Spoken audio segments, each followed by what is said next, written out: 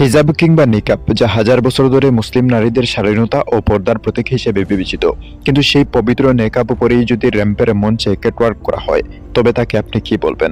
Fashion নাকি ধর্মীয় অনুভূতিতে আঘাত? সম্প্রতি নারায়ণগঞ্জের একটা র্যাম্প শোর ভিডিও সামাজিক যোগাযোগ মাধ্যমে ভাইরাল হতেই শুরু হয়েছে তুমুল বিতর্ক। ভিডিওতে দেখা যায় বেশ কিছু তরুণী হিজাব ও নিকাব পরে র্যাম্পে হাঁটছেন। এই দলটির নাম দেওয়া হয়েছে নারায়ণগঞ্জ নিকাব স্কোয়াড। এই স্কোয়াডের নেপথ্যে রয়েছেন দোলা মালিক নামের এক তরুণী।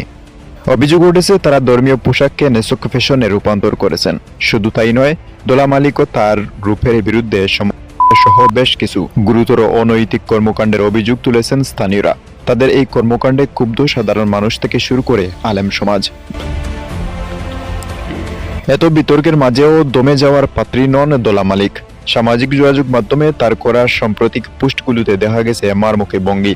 তিনি বলেছেন তার আইডি নিষ্ক্রিয় করে তাকে থামানো যাবে না, এমনকি আগের চেয়েও বেশি অ্যাটিটিউড নিয়ে ফেরার ঘোষণা দিয়েছেন তিনি।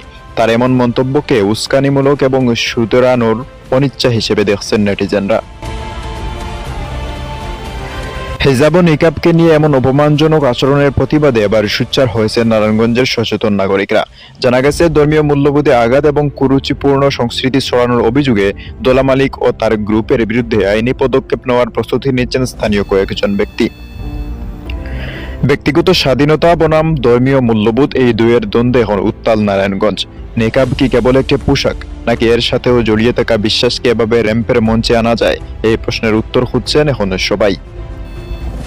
নারায়ণগঞ্জের এই নিকাব স্কোয়াড নিয়ে আপনার মতামত কি? আমাদের কমেন্ট বক্সে জানান। পরবর্তী আপডেটের জন্য সাথে থাকুন। ধন্যবাদ।